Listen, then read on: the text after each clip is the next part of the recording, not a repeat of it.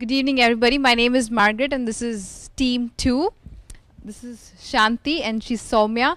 We have a member missing, Roja, who completed her presentation last week. Most of you were not present, but our topic for today is liposuction, and she gave the introduction and the history last week. So we would continue our presentation today, starting with Shanti.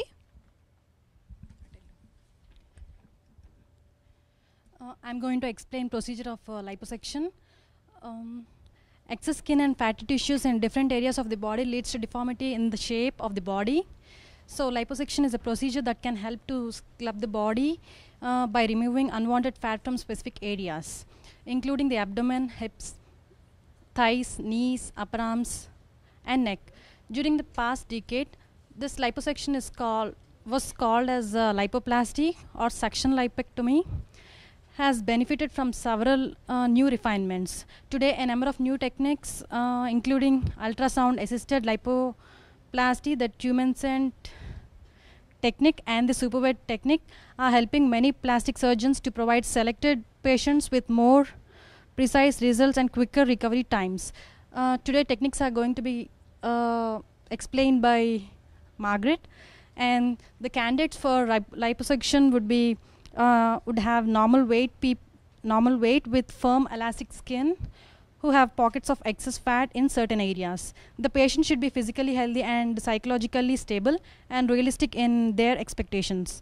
Patient age is not at all considered, but when compared to the results for older people, because older people usually have diminished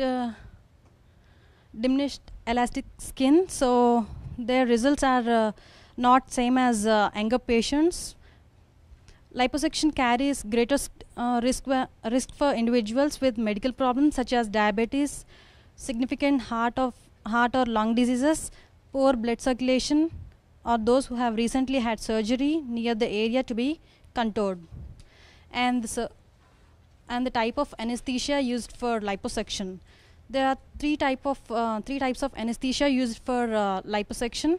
The one is local anesthesia, the second one is regional anesthesia, and third one is general anesthesia. Local anesthesia is which numbs only the affected areas. The smaller parts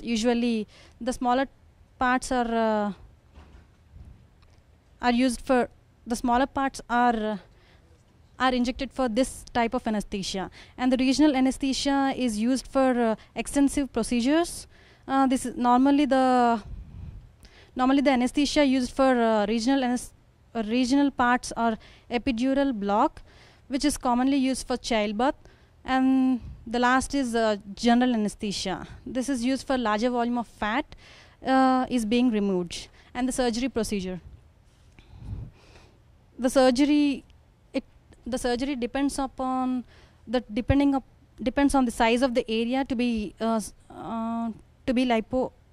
lipoplasty, the amount of fat is being removed, and the type of anesthesia and the technique used. There are several liposuction techniques that can be used to improve the ease of procedure and enhance the outcome.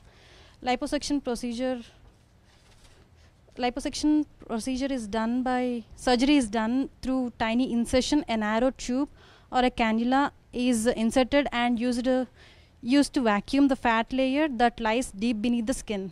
The cannula is pushed and pulled out of the skin to vacuum fat layers which is deposited beneath the skin, and then the fat tissues are suctioned with the help of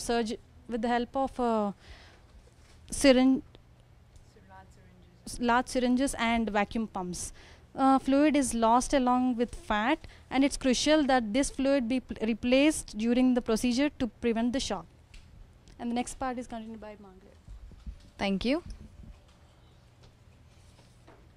I'd like to discuss about the techniques involved in liposuction. There are several techniques. Some are being abandoned because of failures, and some are being used extensively by surgeons.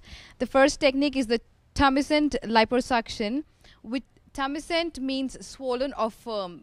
The word itself shows us what this kind of technique is.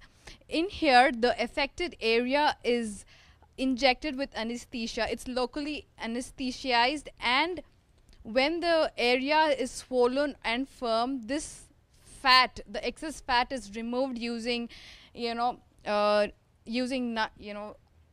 incisions. Incisions are created, and metal probes are used to remove the excess fat. That lots and lots of blood is lost when liposuction is carried out. And an advantage in tummy-sink liposuction is that it provides local anesthesia, and it provides fluids to the body which occurs during the surgery.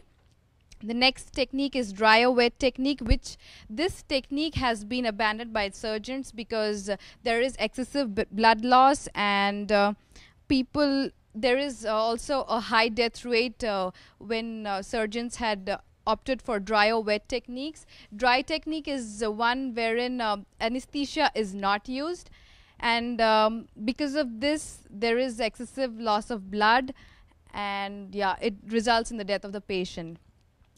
Wet technique is wherein 15 to 20% of the local anesthesia is used, and yet it has a lot of blood loss.